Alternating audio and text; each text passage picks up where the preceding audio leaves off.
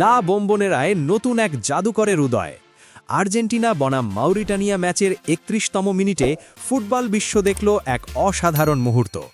ইটালির ক্লাব কোমোতে খেলা ২১ বছর বয়সী তরুণ তুর্কি নিকো পাজ যখন ফ্রি কিক নেওয়ার জন্য বল বসালেন, গ্যালারিতে তখন পিন পতন নীরবতা। ডাগআউটে বসে থাকা খোদ ফুটবল সম্রাট লিওনেল মেসিও তীক্ষ্ণ দৃষ্টিতে তাকিয়েছিলেন তার এই উত্তরসূরির দিকে।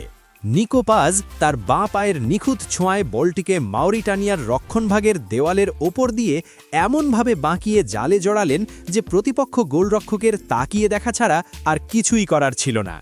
এই গোলটি কেবল একটি গোল ছিল না, এটি ছিল বিশ্ব চ্যাম্পিয়নদের জার্সিতে নিকো পাজের ক্যারিয়ারের প্রথম আন্তর্জাতিক গোল। সবচেয়ে সুন্দর দৃশ্যটি দেখা গেল গোল করার ঠিক পরেই।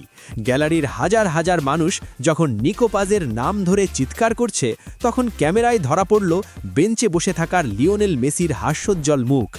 মেসি হাততালি দিয়ে এই তরুণ প্রতিভাকে অভিনন্দন জানালেন, যা দেখে মনে হচ্ছিল আর্জেন্টিনা ফুটবল তাদের আগামীর এক নতুন জাদুকরকে খুঁজে পেয়েছে। অনেক ফুটবল বিশ্লেষক তো এখনই বলা শুরু করেছেন, মেসির অবর্তমানে আর্জেন্টিনার ফ্রি কিক নেওয়ার দায়িত্বটা হয়তো এই নিকো পাজের কাঁধেই উঠতে যাচ্ছে।